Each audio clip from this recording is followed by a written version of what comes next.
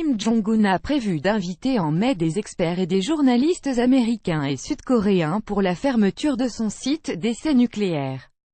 Washington continue de voir dans ces déclarations une vraie opportunité de progrès alors que le tête-à-tête Donald Trump-Kim Jong-un se profile à l'horizon. L'Instagram SC, President Trump, if he can lead us to ending the Korean War and getting North Korea to give up their nuclear program in a verifiable way, deserve the Nobel Peace Prize and then some. pic.twitter.com/x0vsvicjim, Fox News, @Fox News. April 29, 2018. C'est lors du sommet intercoréen de vendredi que le dirigeant nord-coréen a fait la confession à son homologue sud-coréen Moon Jae-in selon laquelle il allait « ouvrir à la communauté internationale le démantèlement des installations », a confirmé dimanche la Maison-Bleue, la présidence sud-coréenne, les États-Unis, bien que fondamentalement hostiles à la Corée du Nord, apprendront, une fois que nos discussions auront commencé, que je ne suis pas du genre à utiliser des armes nucléaires contre le Sud ou les États-Unis au-dessus du Pacifique, a déclaré Kim Jong-un, selon des propos rapportés par le secrétaire chargé de la presse du président sud-coréen Moon Yoon-chan. Il n'y a aucune raison pour que nous possédions des armes nucléaires alors que nous avons des difficultés, si la confiance mutuelle avec les États-Unis se construit désormais à travers de fréquentes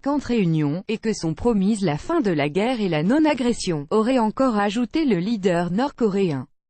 La Corée du Nord règle sa montre pour prouver sa bonne volonté. Kim Jong-un a promis de supprimer le fuseau horaire spécifique à la Corée du Nord créé par Pyongyang en 2015. La Corée du Nord avancera ses horloges de 30 minutes pour être en phase avec son voisin du Sud. Il a aussi réaffirmé qu'il n'utiliserait pas la force militaire contre le Sud et a souligné la nécessité d'un mécanisme institutionnel pour prévenir les tensions, toujours selon le porte-parole de la présidence sud-coréenne.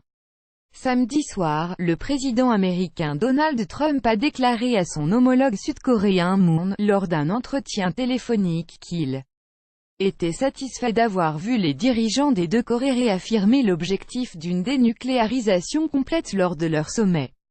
Graphic showing the nuclear bomb test site and my missile test site in North Korea. pic.twitter.com/1lzjwwwx AFP News Agency @AFP. April 29, 2018. Les deux présidents ont évoqué le futur sommet entre Trump et Kim et mis en avant 2 à 3 lieux possibles, dont l'un suggéré par un Moon, selon la Maison-Bleue.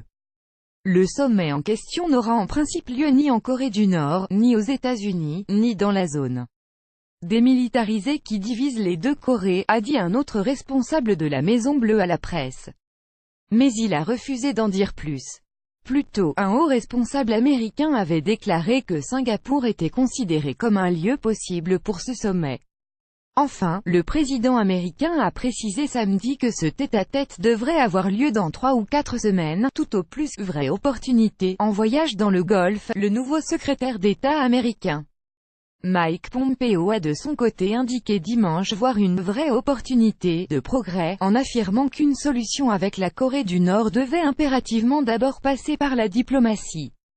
Mike Pompeo avait rencontré Kim Jong-un durant le week-end de Pâques alors qu'il était encore directeur de la CIA, au cours d'une mission tenue un temps secrète. Mon but, c'était d'essayer de voir s'il y avait une vraie opportunité. Je pense qu'il y en a une, a réaffirmé M. Pompeo dimanche dans une interview à la chaîne ABC News. Nous avons l'obligation de nous engager dans un discours diplomatique pour essayer de trouver une solution pacifique afin que les Américains ne soient pas menacés par Kim Jong-un et son arsenal nucléaire. C'est la mission. C'est le but, a conclu M. Pompeo.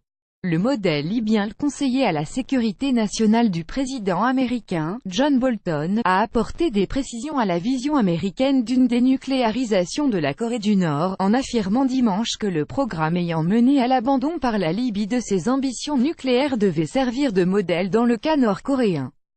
Le Nord réclame le départ des 500 militaires américains stationnés au sud et le retrait du parapluie nucléaire américain. Mais il a envahi son voisin en 1950 et c'est la seule Corée à posséder des armes nucléaires. La guerre s'est achevée en 1953 sur un armistice qui n'a pas été suivi d'un traité de paix, si bien que les deux pays sont toujours techniquement en guerre. Durant leur sommet, MM.